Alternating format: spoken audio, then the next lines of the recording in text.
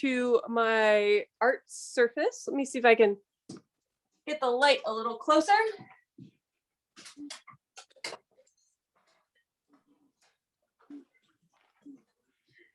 All right, a little bit more light on the surface. Okay, so this was the background that I had up just a moment ago. Again, I did this one in acrylic. The samples we have for what we're actually working on tonight, got this lady, we've got this lady, and your pixie fairy could be more masculine or just completely randomly devoid. It could be an animal if you wanted to give it some cat ears or something. But this is what we're going to basically work on. But the first thing I want us to practice is talking about and playing with using proportions for how a human head actually comes together, let's say, in more realistically styled paintings. Typically, my art style is very folk art, very whimsical and fun. So even with that said, I do follow some of these basic proportions. So we'll sketch this all together, but I just sketched this out before, and I gave her a sort of a pointy head here. It's pretty funny. So basically, if we think about our whole head as having some sort of length, so think of it like an oval or an egg, halfway in the middle, the equator is where our eyes sit. So sometimes people will draw their eyes a bit higher, closer to where the forehead is, just because it sort of might seem like that's where our eyes are in our skull, but actually they're right smack in the center of our heads. Once you have the center there, you can figure out where the hairline is going to be, because that's always going to be halfway from the eyes to the top of the skull. That's always where the hairline is going to be. And for some of us, our hairlines might be creeping up, our hairlines may be creeping down, but in general, that's where our hairlines are going to be when we're drawing or painting. That halfway mark on this side of our equator is exactly where our nose is. So in essence, this space between eye and nose is the same as the space between eye and hairline. And it's one of these things that once you see it, you can't unsee it. So when you look at art anywhere, portraits, you'll start to look at these proportions. Halfway between the nose and the chin is where the mouth sits.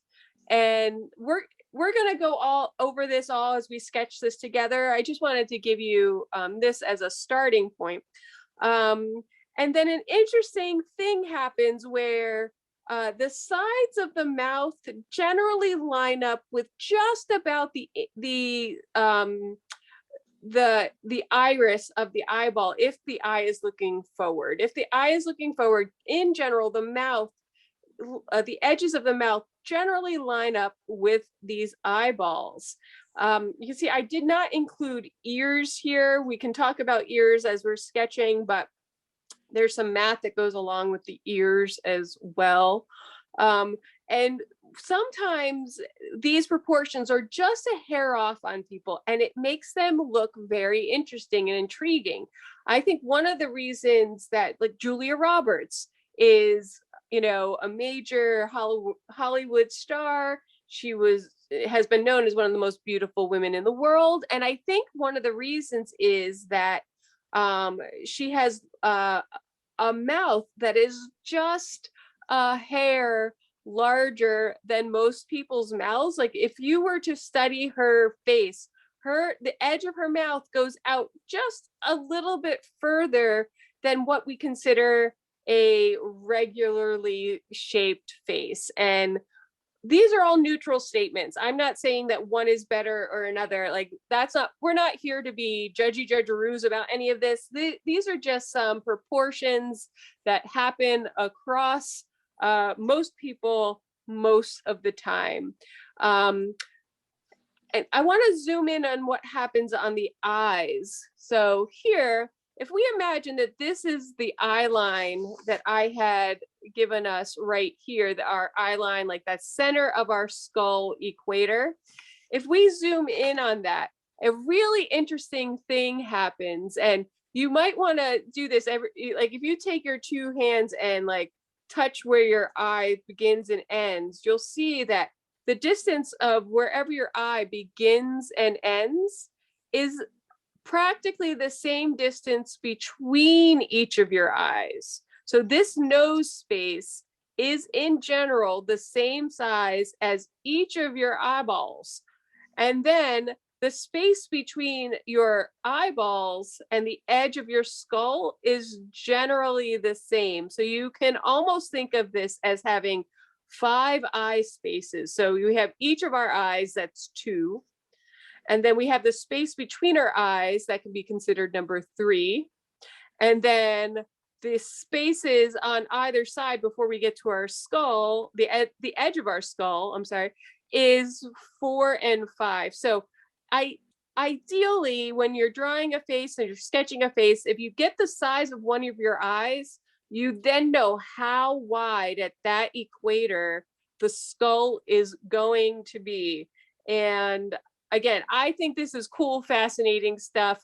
You can absolutely adapt your own style into this. And as I said, I almost always make my eyes a bit bigger than they actually, I'm going to put this in air quotes, should be, because that's stylistically what I like. And you know, when I teach a bunch of kiddos, hey Patsy, good to see you.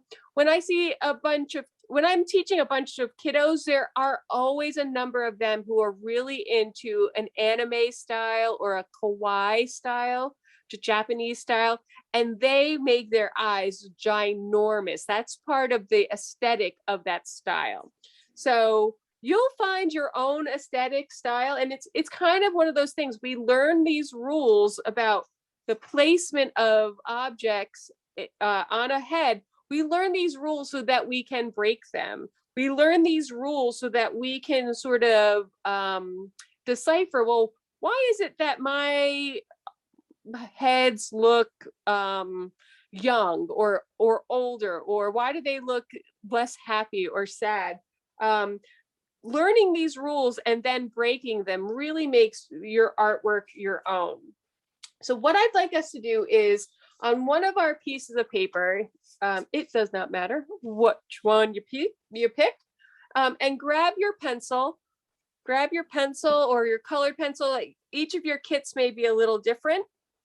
What we're going to start with is drawing a rather large plus sign. And let me see, I'm going to just move some of my stuff over a bit.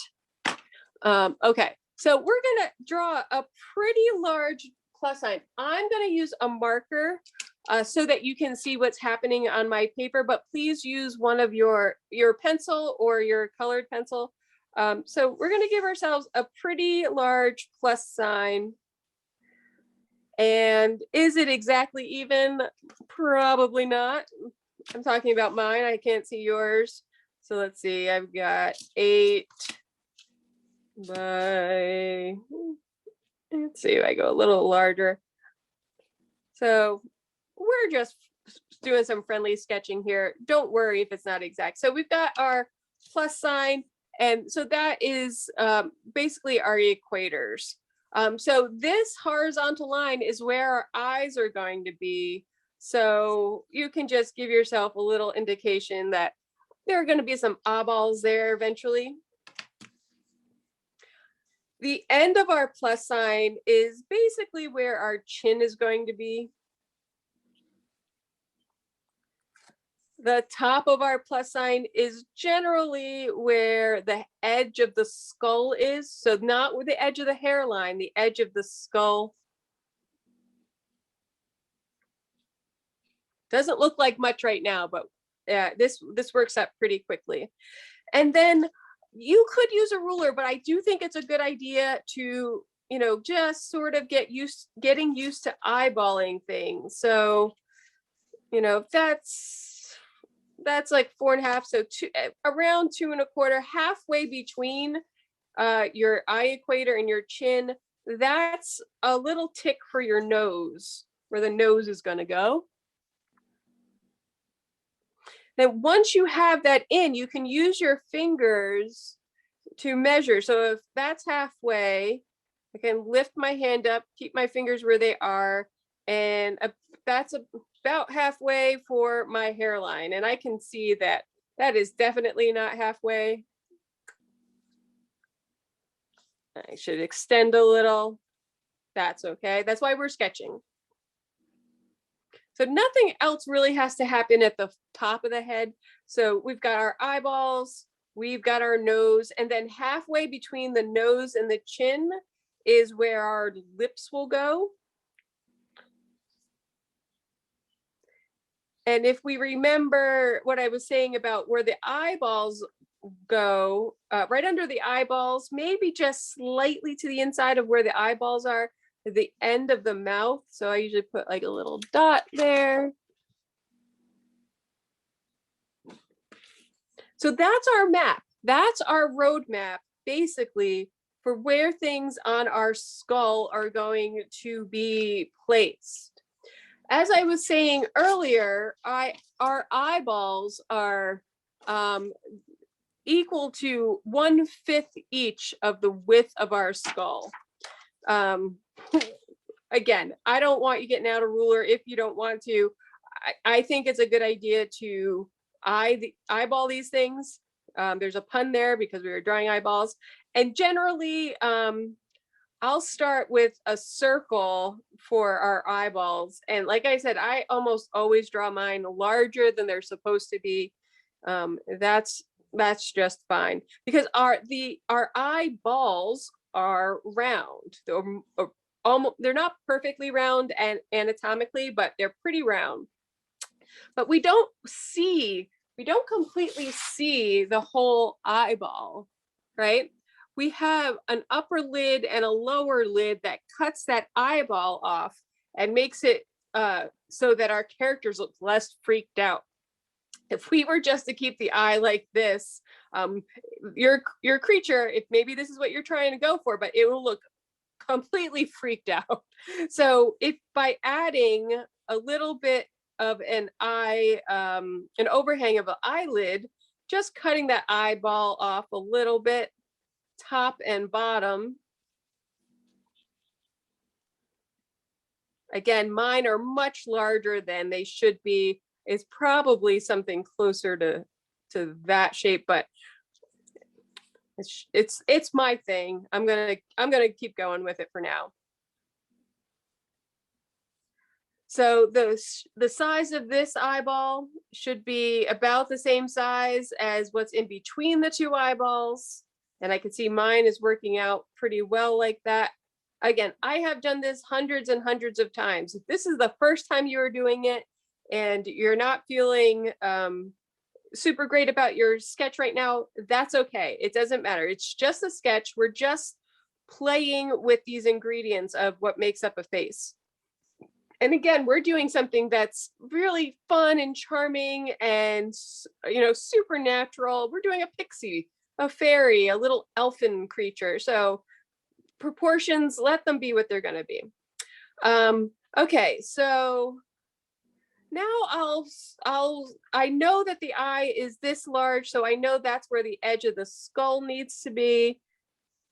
It's the same size. This space here equals the eyeball, equals the space between the eyeballs.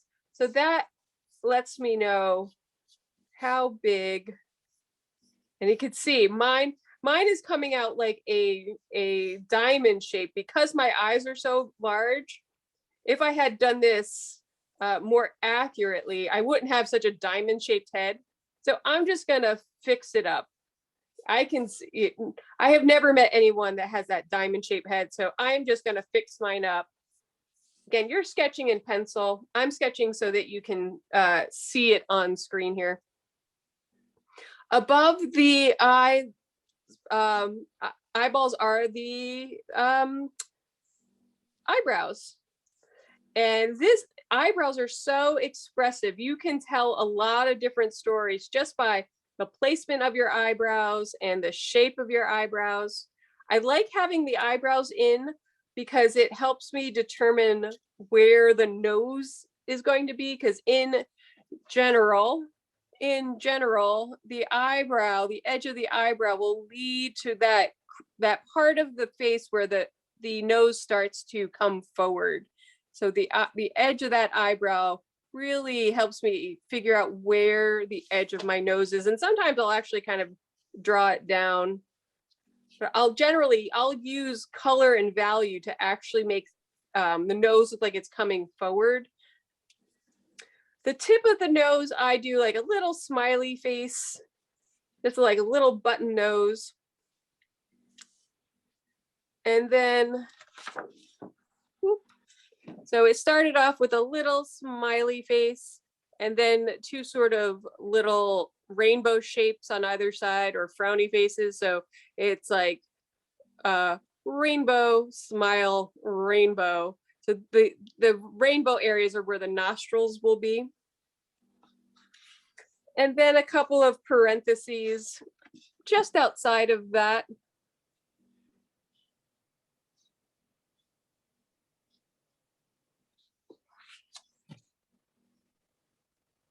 And I'm not married to any of these features right now.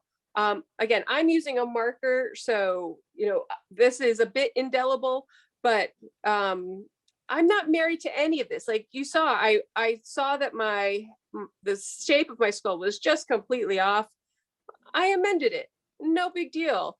I'm not getting too concerned about any of the characteristics right now. I'm just using these markers as a roadmap. So the mouth here, I am going to, I create a little V where the Cupid's bow is, and I got it right above that space where I said it was going to be the halfway mark. And then I extend that out like it's a little mountain range, or if you've ever drawn a seagull in the sky. And again, I'm aiming towards those dots I put, because I know mathematically most people's mouths will just shy to the center of the eyeballs. The mouth is another place, just like the eyebrows. So the eyebrows, the mouth, and the position of the actual irises in the eye really tell a story. So I'm gonna put the bottom lip, which I just indicate with sort of a half shape right here, half moon, kind of a smile for the mouth. Who would have thought?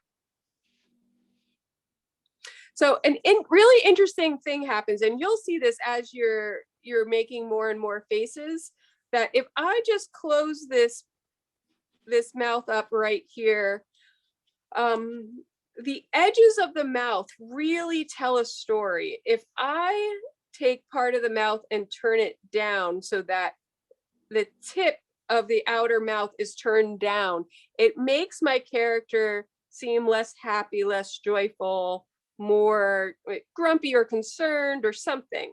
But if I turn up the edge of the mouth just a little bit, I get, so if you see just that side there, it's turned up. It just livens up the entire face, versus if I pull it down, it brings down the entire face. And it's so interesting that it's such a small area that makes such a big difference.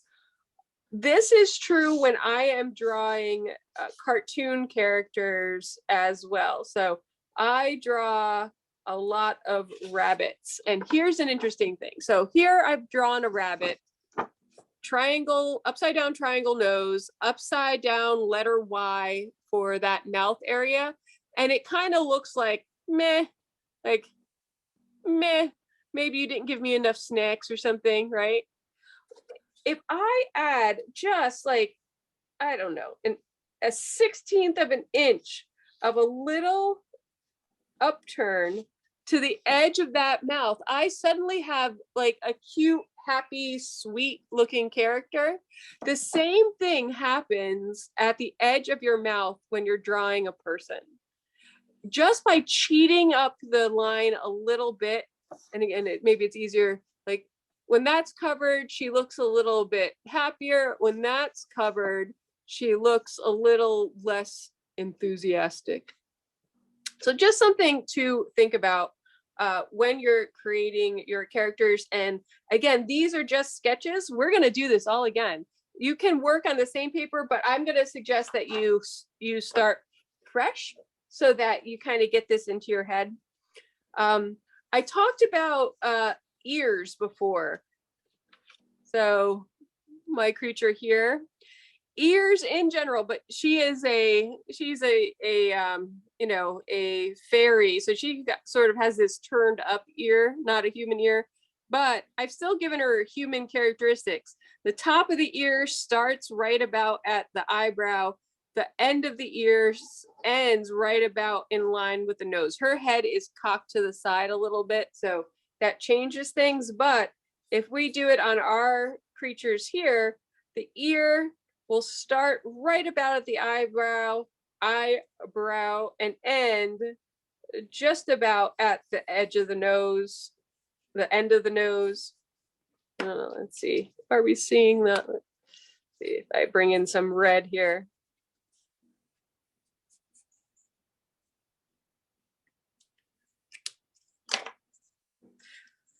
Another thing I do that is characteristic, not accurate, is I typically make my necks a little bit more narrow than in actuality. This stylized thing, you see I have she has a bit of a long neck and a kind of a narrow neck. In actuality, our necks start, and you can feel it on yourself. If you feel your earlobe and then feel where your neck starts, your necks kind of start near where your earlobes actually are. But stylistically, I like a more delicate neck here.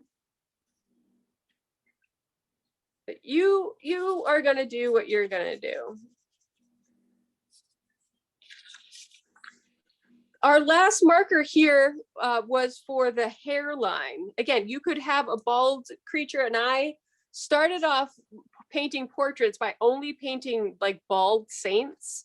It took me a lot of years to be interested or care about hair, but now I draw hair all the time. So you could have hair that is divided right down the center, you know, center part, but I often will give my drawings, my paintings, a part that maybe it goes just past the iris of the on the eye, but this is up to you. I think what's more important is that it cuts off that part of the skull so that we aren't seeing, you know, all the iceberg of that, the rest of that skull.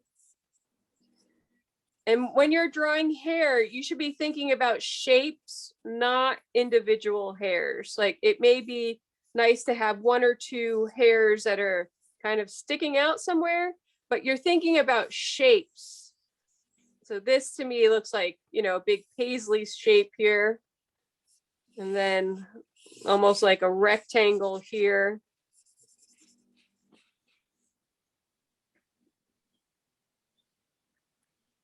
So I know we did this all quickly. You don't need to really memorize any of this tonight.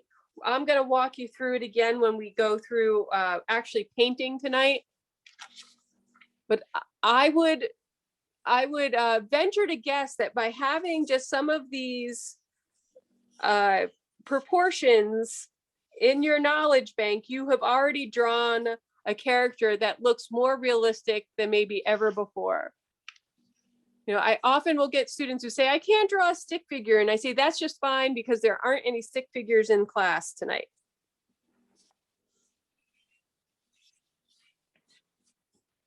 You give them beauty marks. Eyelashes, you'll see eyelashes don't go straight up and down unless you're doing a very cartoony thing. They kind of bend a bit at the edges and they get more straight when they're at the top of the eyeball, but otherwise think of them like rays of the sun. They kind of reach out to the sides if you're doing eyelashes.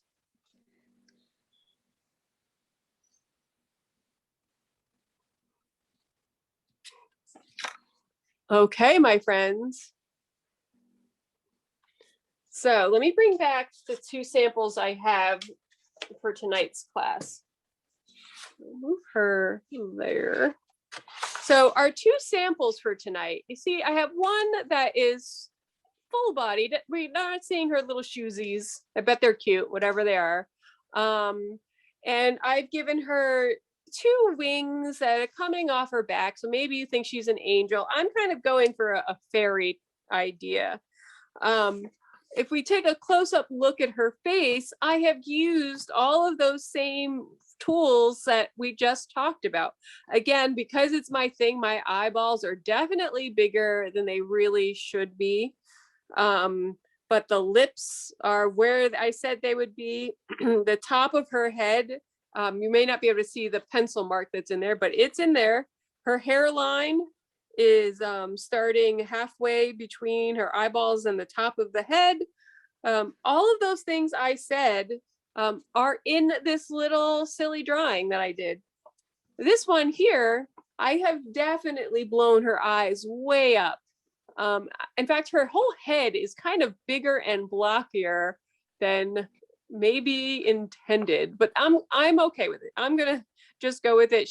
She's a sturdy looking pixie, I'll say that. She is no waif. But I've given her a crown. We only see up to her arms in this rendition. You're gonna get to decide what sort of situation you want to have. You could do, if you wanted to make this size using your whole piece of paper, and then you could do just the tip of her wing showing behind her, right? If you're going more angel, you could do something where she has, you know, angel or saint. You could do something where she has sort of this halo situation.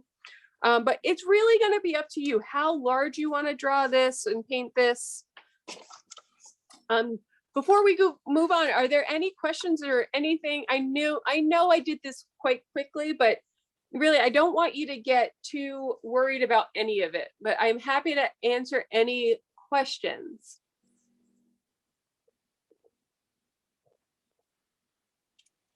Okay, so feel free to, if I don't see you, Emma can help me see that if you're raising your hand or if you have a question, just blurt it out. We are going to get started on a new piece of paper, or again, if you want to work on the sketch that you've been working on, by all means. But I am going to grab a new piece of paper, and maybe for a little while you may not be able to see much because I will be pencil sketching this through. Because if I use the marker, it's going to interact with the water once we start using water. So I am not going to do that. Let me see if I can get this closer to.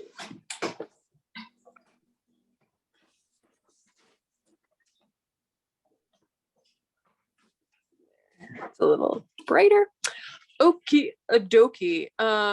So with our pencils, and I will typically kind of, before I actually put my pencil down onto the paper and to the surface, I kind of will imagine what I'm doing beforehand, sort of like a warm up. Let me bring her down. Let's see.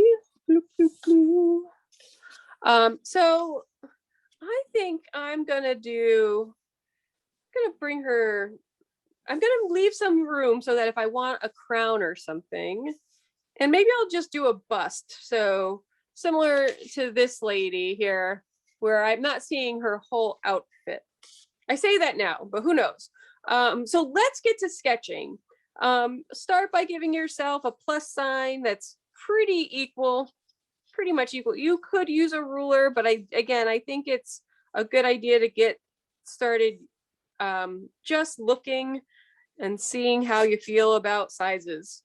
I'm gonna drop in where I think my eyes are gonna go. I'm going to throw down my chin and the top of my head. I know half of this will be for hairline, half of this will be for nose, and then I've got a mouth. Ideally, you're not going to see this pencil very much once we get to painting.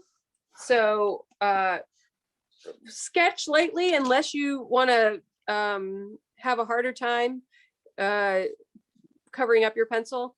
So let's see, I've got a smiley face for the nose, and then like 2 rainbow shapes, and comma, comma. I'm gonna sketch in my eyeball. Again, I'm sorry if you can't see it right now, but I'm using pencil just so that it doesn't interact too much when I start to put water on it. Put my face in here.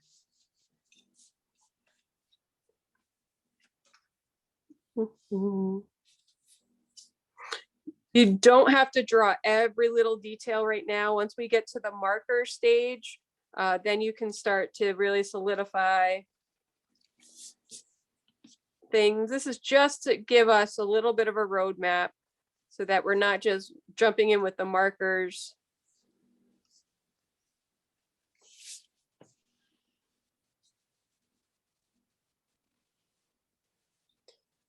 Again, I've given mine sort of a long neck and just some shoulders.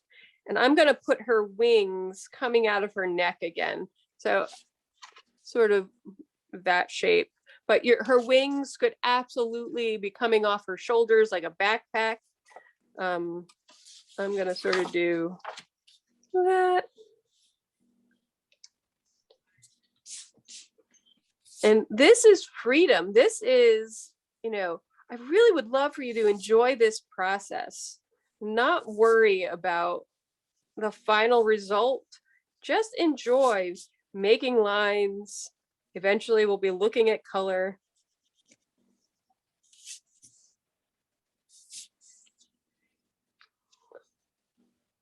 When I am doing these things for myself, I often use ink or markers that you can't move, so that I have to live with each of the results that I get. You know, if I've put an eyeball in a weird place, I use that as a challenge for myself to figure out how I'm going to work myself out of it. And I think that's a really good exercise. So, again, I imagine these classes that you take, you teaching other people these techniques. So if you've got kiddos in your life that you're teaching this stuff to, I would suggest not giving them erasers on their pencils, because I noticed that kiddos will spend more time erasing or not making art than making art. They and I think it's a bad precedent to continuously delete the stuff you're doing. Live with your choices for a little while. Okay. Again, mine is very light right now, but I assure you I have a pixie lady happening on my desk here. Okay, we said this was a painting class. Let's get to the painting, Philomena.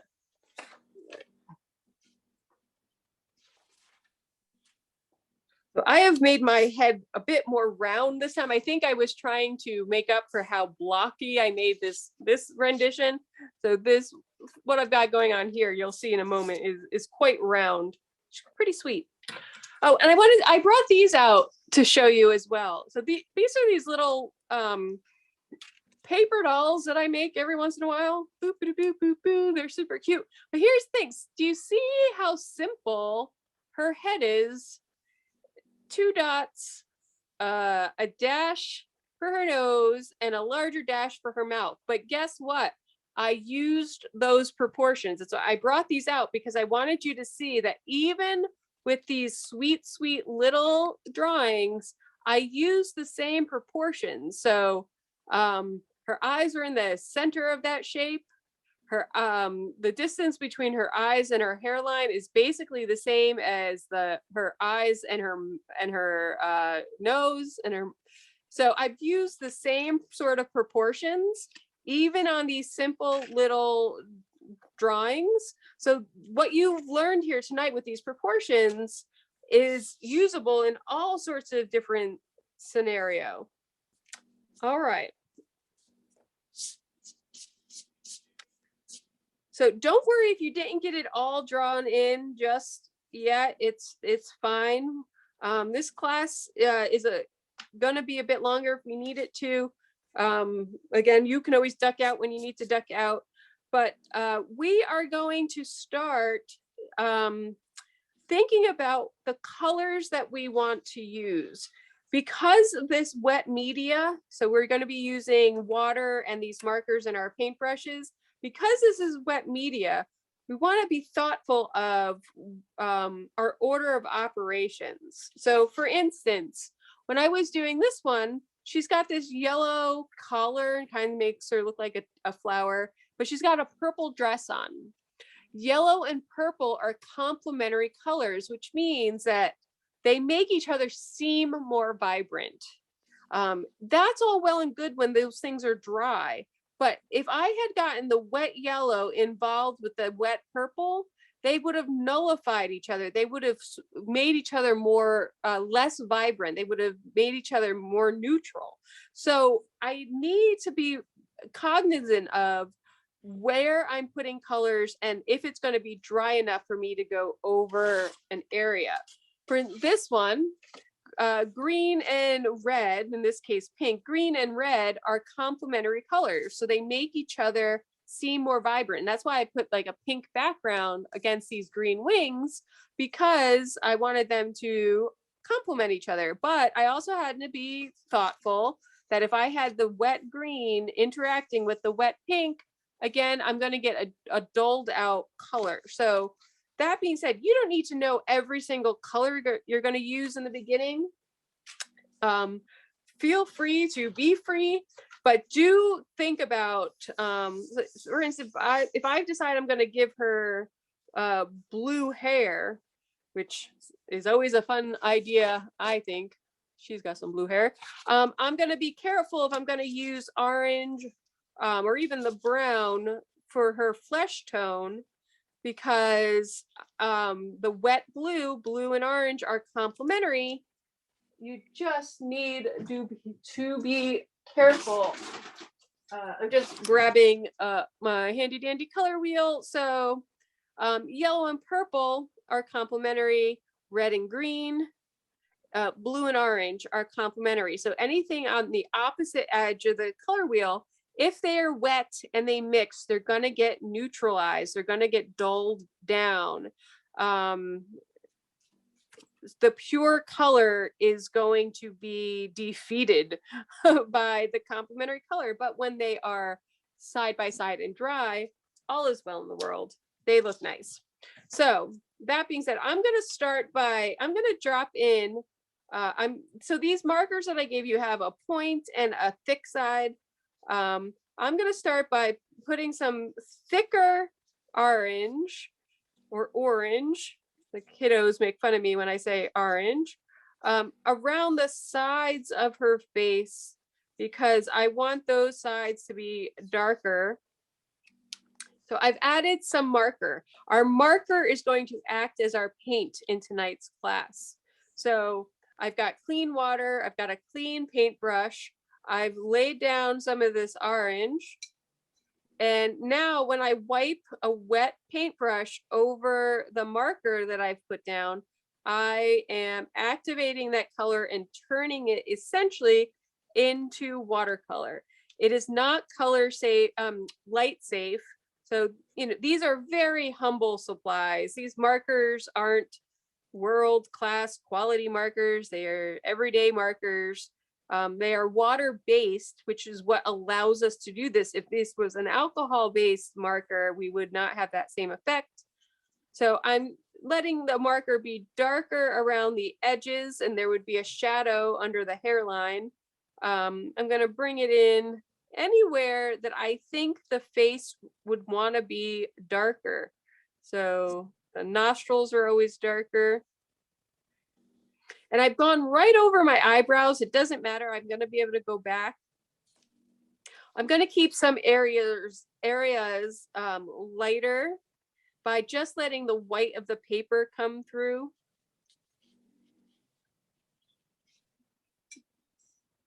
And you have watercolor paper that you're using, so that paper can handle quite a lot of water without any problems. I wouldn't do this on, you know, printer paper or construction paper or anything like that. And it may, the beginning of this may look quite wacky and crazy, but as we add more and more color and as that dries, we are going to see different things sort of develop and happen. In the faces, I like to add sort of pinky rosy cheeks. So taking that pink marker, and I haven't cleaned my brush. I still have a lot of that orange on it, and that is just fine because I want it to mix in with the flesh tone. Now it's just us playing. It's just us playing. We took all that time to learn about the face structure just so that I wanted to elevate what you may or may not know about making portraits. Just with the few of these techniques here, you can really create some beautiful art pieces. Hopefully you feel a little bit like a superstar knowing some of these magic tricks.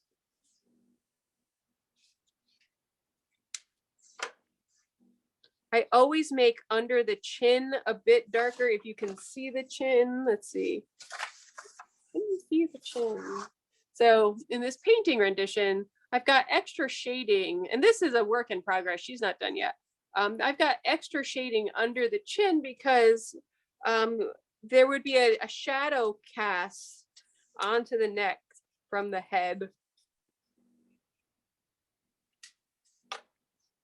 If you want to test out any of the markers, you could use that other piece of paper, the one that we were sketching on, if you want to like test out an area. For instance, I was testing out, if you notice, there's no purple in our kit.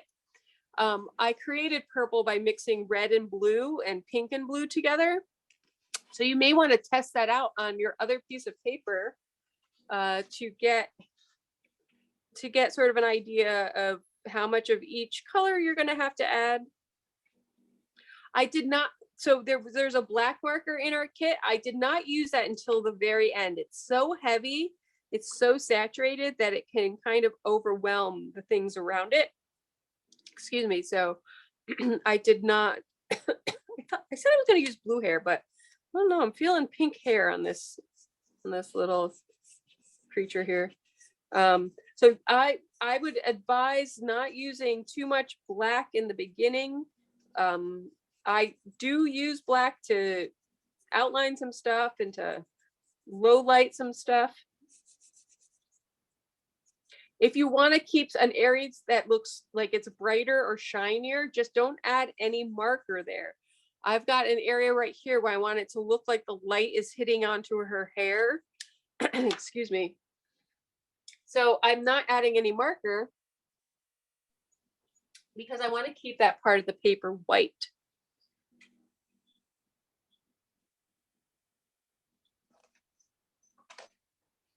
You can use cotton swabs with this technique. You can use your paper towel. You could use cotton balls. I've given you all at least 2 paintbrushes, of varying sizes, so that you can play some details.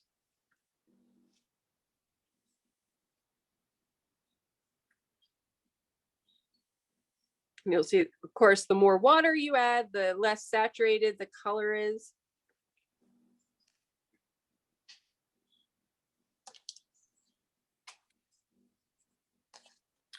You can draw into the wet paper as well. Just be mindful that markers don't completely love that.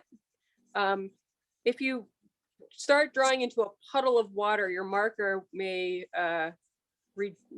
resist your efforts. But once it dries down a little, it'll be fine again.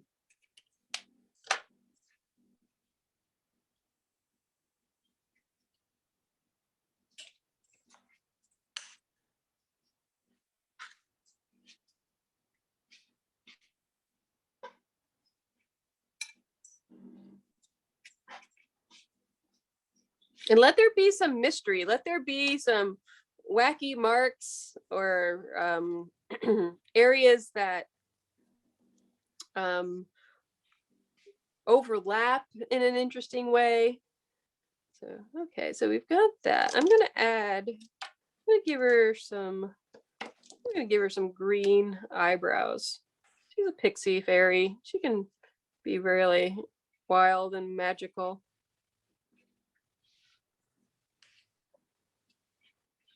And I'm gonna add some green to her wings, but I am being careful because I have all that pink paint there that I don't want the green and the pink, the wet green and wet pink to overlap too much. Otherwise I will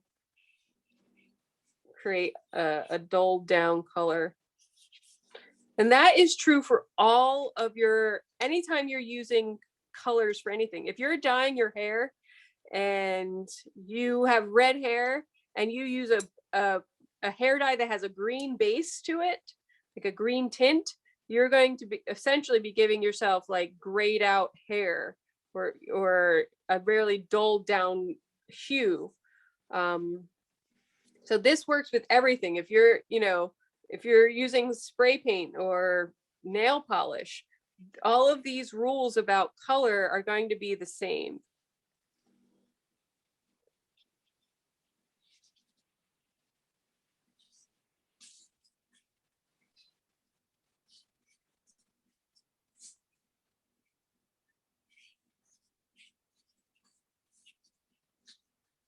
Let's see.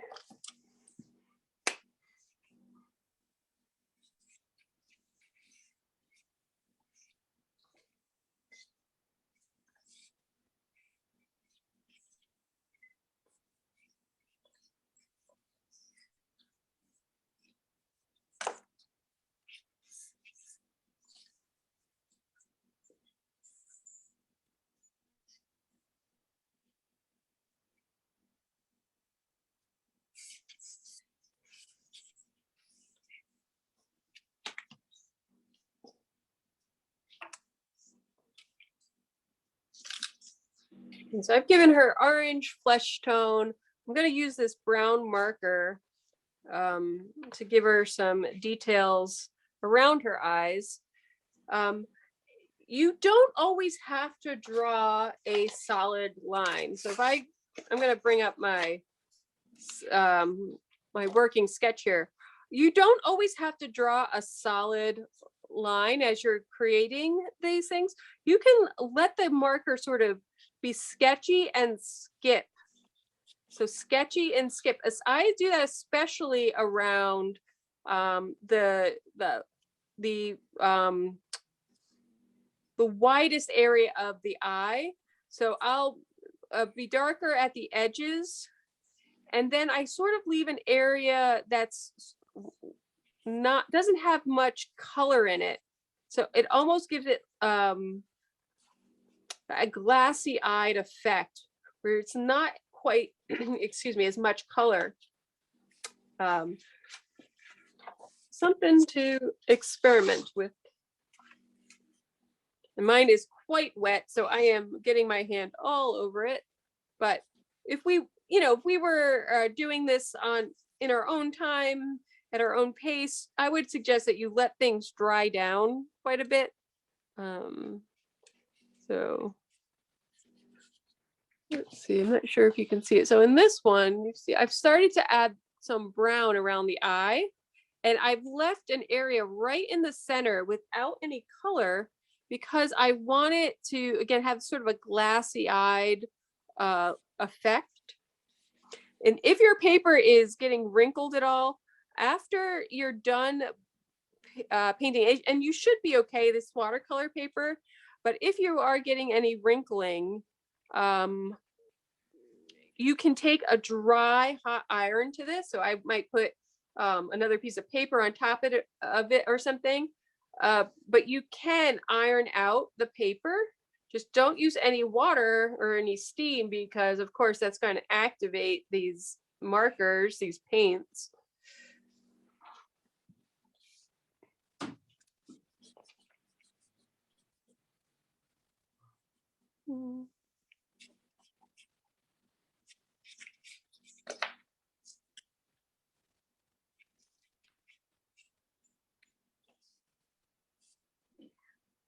In general, the darkest part of any portrait is the nostrils, the dark, unless there was, you know, one of those, like you're doing a around the campfire spooky tale where you hold the flashlight up under your chin.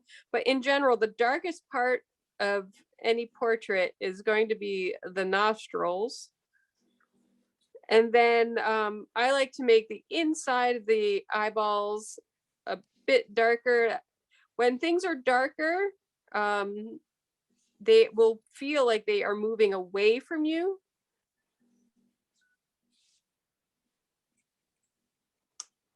So in order to make the eyes seem like they're coming forward, I always add a little bit of darkness to the inside of the eyeball.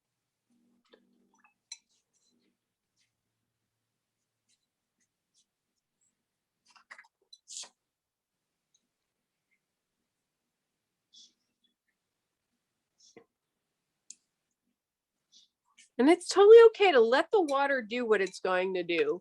Like right around here, I have this really soft edge happening at the wing. It's, you know, we're in I'm a fake watercolor class, but we're in a watercolor class. So let the water do what it's going to do.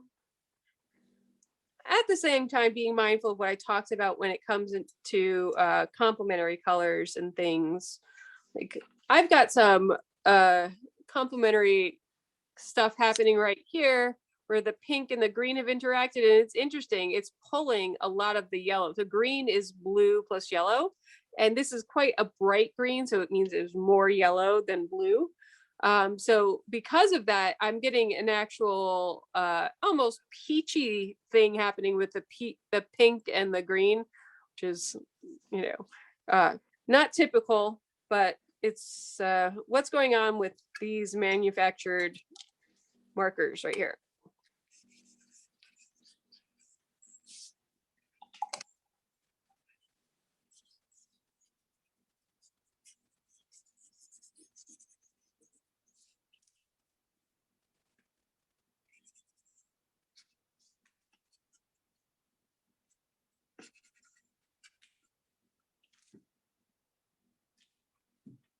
When you're thinking about lips, almost always the top lip will be darker than the bottom lip. That is just the way that most faces are being hit with light.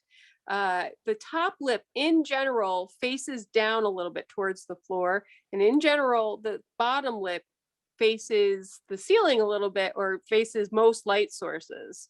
So again, this is one of those things that once you see it, you almost can't unsee it. Like look at any photograph, portrait, painted thing, and in most cases the top lip will be just a little bit darker than the bottom lip. Again, unless you're lighting from beneath your chin, then it may be opposite, but in general that's what you will find. And I'm thinking about just the tips of the mouth, making sure that I turn the mouth up a little bit so she doesn't look quite so sour, unless that's what you're going for. If you want sort of a more of a moody character, by all means.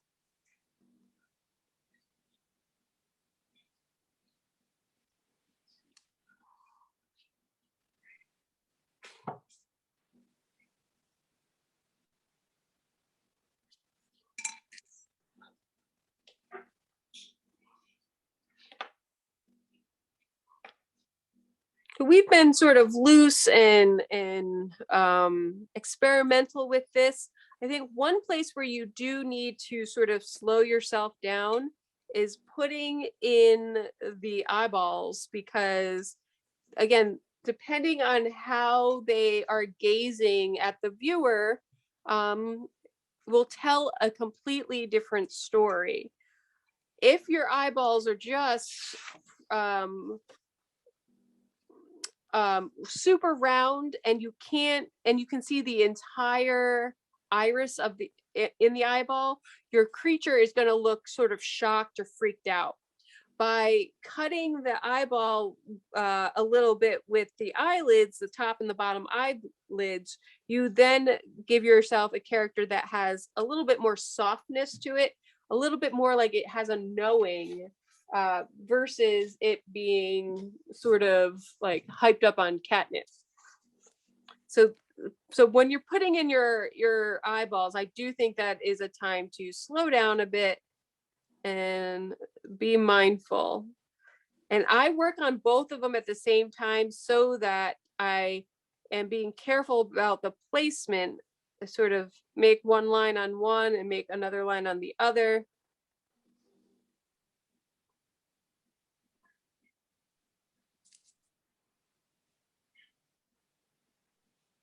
And we're trying to make them look like they belong in the same head, but sometimes I have eyeballs that look more like cousins and sisters. That's just a practice thing.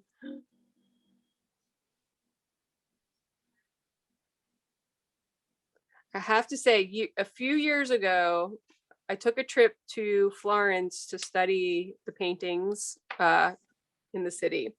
And one of the paintings there is The Birth of Venus. It's one of the most famous paintings in the entire world. Historically, it's been rendered on so many things. You can get it on a t-shirt and a coaster. It's like, sort of like the Mona Lisa, right? The Birth of Venus, it's woman with her hair flowing. She's stepping off of a clamshell. She's supposed to be representing, fertility and spring and life and abundance. And I have to say, I looked very, very closely. The eyeballs did not exactly align. And I'm not throwing any shade. I'm not throwing any shade. But even in this masterpiece, the eyeballs were made by a human. It definitely was not computer generated. And that, I think about that every single time I am putting eyeballs on something, that even The Birth of Venus, Botticelli, even that has some humanness to it. And isn't that lovely? That's great. It makes me feel some sort of better about things. I don't know.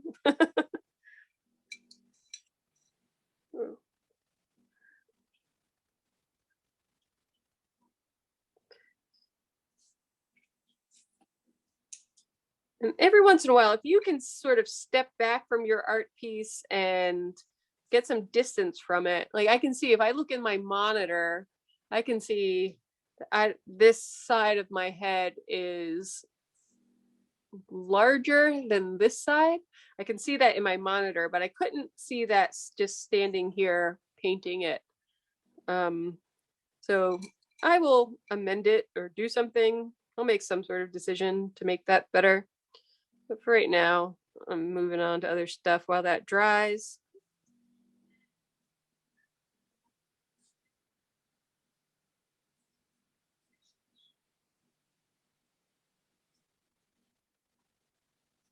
My eyes are definitely different shapes. That's fine. And these are magical creatures. They have magical properties. Like Two different size eyes.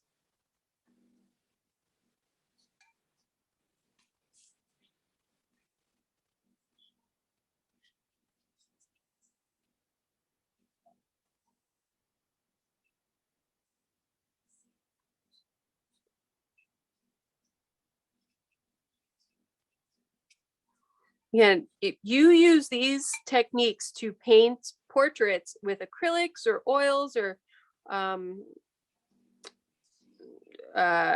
Conti crayon, whatever it is, charcoal, a lot of the things that we've talked about this evening are going to stand up there too. So light and shadow, proportions, those things are going to stand up.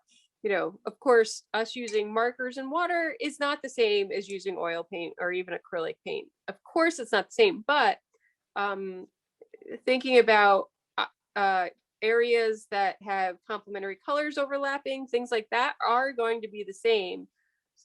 So you can take some of these techniques, even though we're using humble supplies, and use them in different places.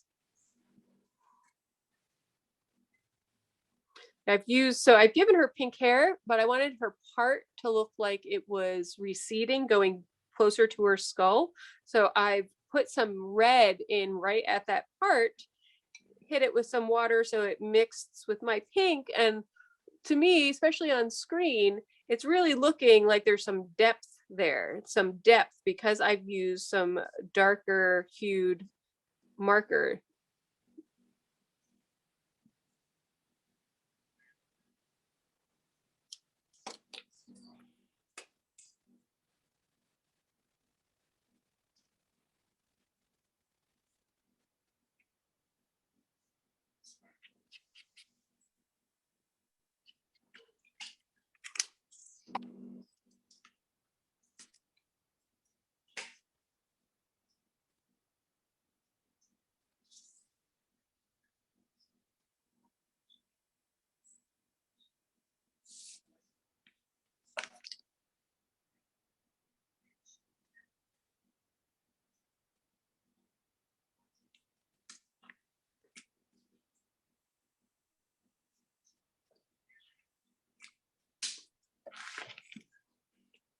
Again, my eyes are way bigger than they should really be. I kind of just like it. But I do recognize that I have changed the proportions.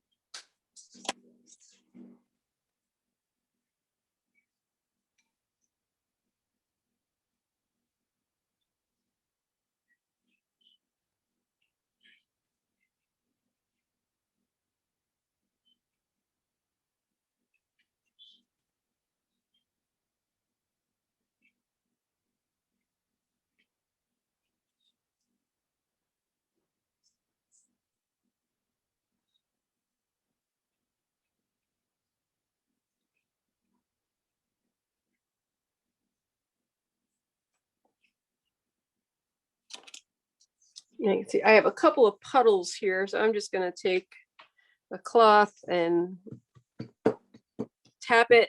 Don't smudge it. Just tap. Take your Viva towels or whatever towel you've got.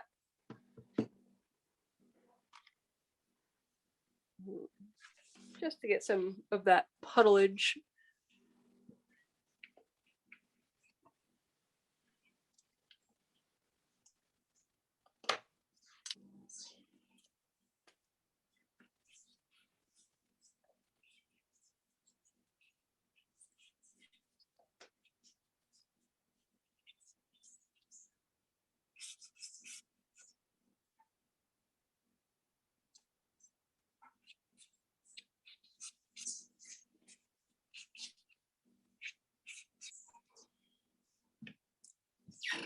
Because I have her hair forward, I didn't have to think about ears. But if you do have a space for ears, don't forget your ears. Again, it starts, the top of your ear starts about your eyebrow and it ends about the edge of your nose. You can feel that on your own face if you are wondering where everything is.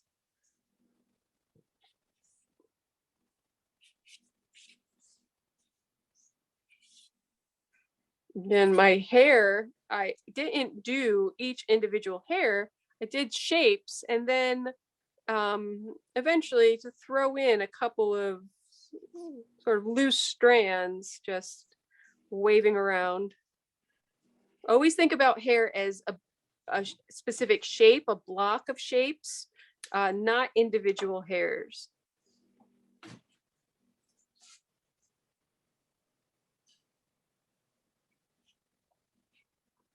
Anyone have any questions? Anything I can help with?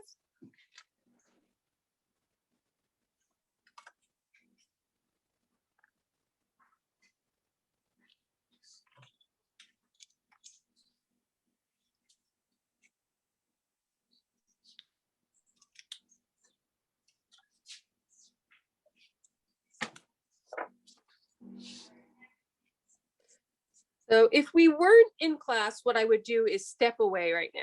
I would step away and let it dry. I would look at it from across the room. I do this thing I call flirting with paintings, where I kind of sneak up on it from different angles and look at it in different ways. But because we are in class, you could also have a blow dryer nearby and being careful, don't let any puddles go flying, but you could blow dry the paintings as well. But since we're here in class together, I'm going to continue on and start to think about what's going to happen in my background. My eyebrows have sort of washed into obscurity because of all the water. Get some eyebrow action back.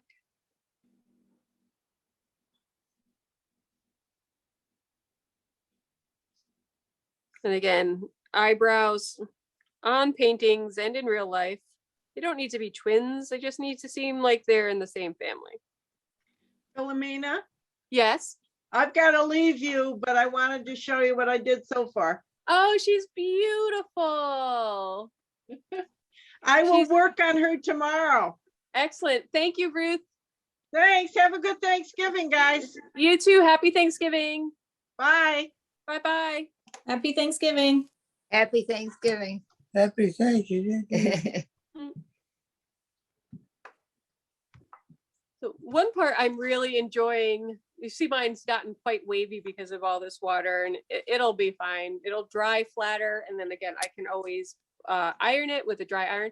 But I'm really digging what's happening at her nose, her sort of button nose, with some very simple marks. It wasn't, noses can be really complicated anatomically, but just by leaving some of the white paper showing, and not going too crazy with details, adding water to the markers, I've created what I think is a quite cute nose. I think, again, I've got my top lip is just barely darker than my bottom lip. Probably do another round on that. Her pinky pink cheeks are looking quite theatrical right now. I might add some water so it's not such a hard circle. It looks almost like maybe she looks like she's got a blemish more than a cheek. So I'm gonna maybe add some more water there to soften it up.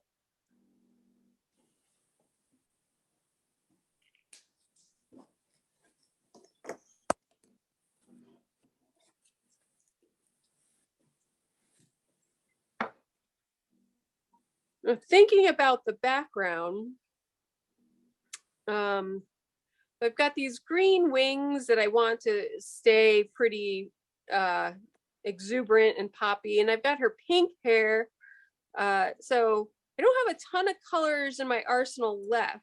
I've used brown in her sort of little dress that I've created with a Peter Pan color. I could leave the background basically white. That's an option. I could, I'm going to add some black to this. So in both of my samples here, I've got some black happening just to outline some things, to make a little bit more drama. This one I've added it to her eyeballs. So I could add black to it, but I don't know. We'll see. Maybe I'll start with, and again, I would do the black after things have basically dried down completely so that it doesn't interact. But I'm gonna go for it. I'm gonna add some. I'm just making some sketchy lines. I like sort of a comic book look. Again, I'm creating this style that I'm making my own by the eyes being too large, by playing with where the colors mix, and adding these design elements of a sketchy black outline kind of makes me feel like it's something I might see in a comic book. And it also allows me to think about light and shadow, adding a thicker line at the bottom of things where they may be casting a shadow, and no black line where they would be lighter. I just like the bit of pop that the deeper marker color gives me.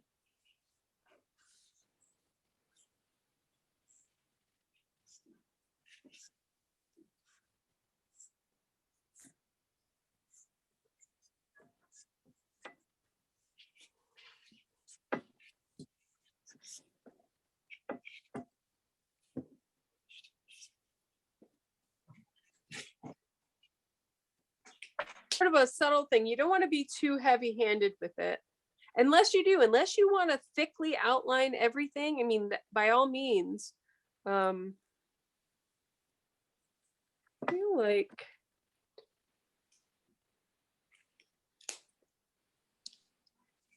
I'm still not sure what's going to be in the background.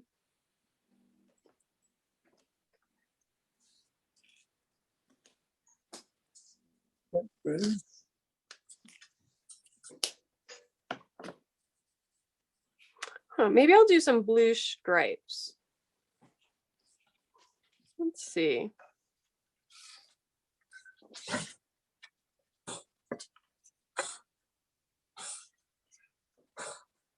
Good. We've got this strong blue graphic element in the background now, and I think I'm just going to soften it up with some water.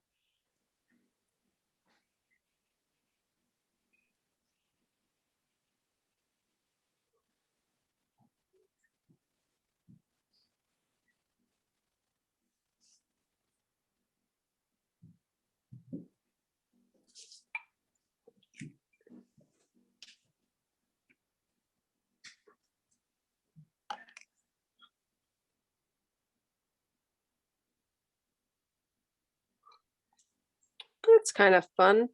I often like to invent sort of my own wallpaper in the background of things.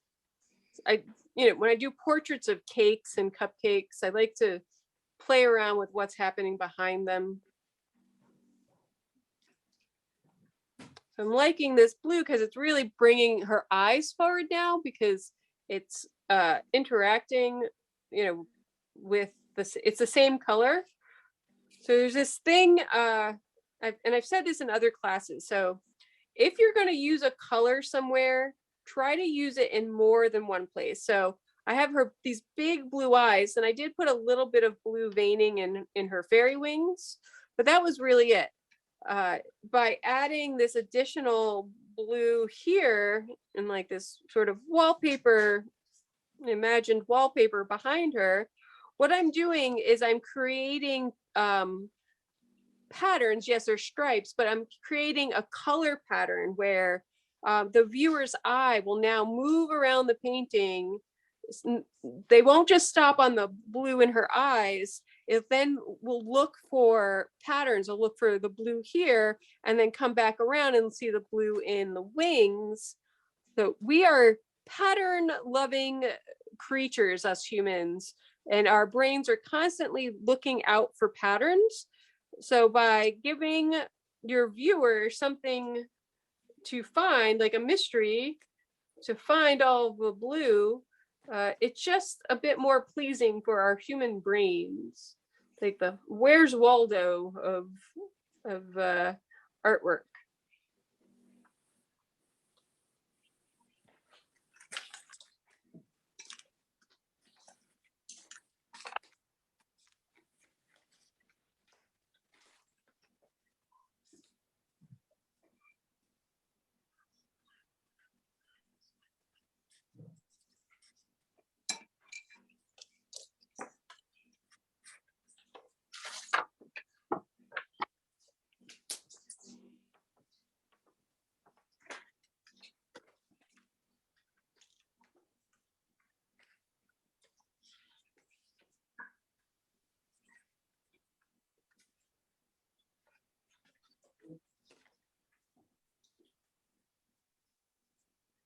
And with that same idea in mind, I've just decided to make the buttons on her dress pink too, so that it feeds back to the pink in her on her face, pink in her hair. I like that better. She's cute. So again, these are humble supplies. These are not colors, light safe, meaning that if these were sitting in a sunny spot for a while, they would fade, but that's okay. You could take a photograph of this and then print, have a very beautiful print made that is color safe. So you can do all kinds of sketching with humble materials and still make some really spectacular, high quality art out of them.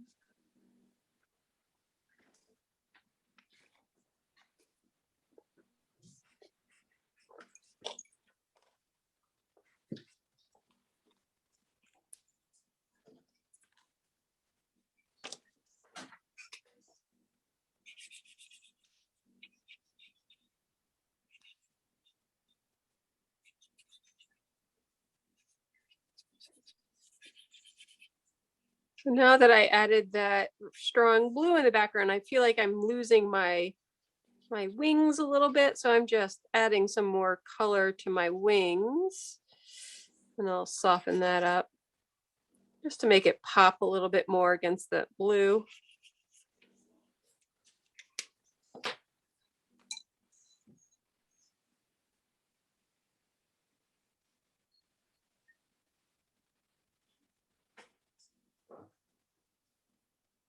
Because I've added that black, I just need to be careful that, or make the choice if I want to get the black wet and watery as well.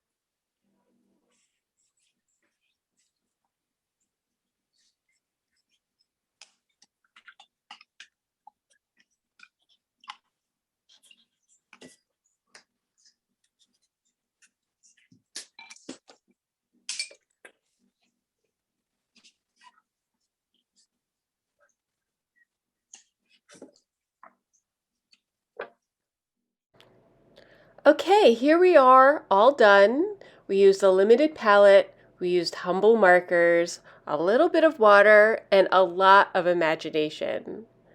This project works with so many different topics. I'd love to see what you create. Thanks for coming to class.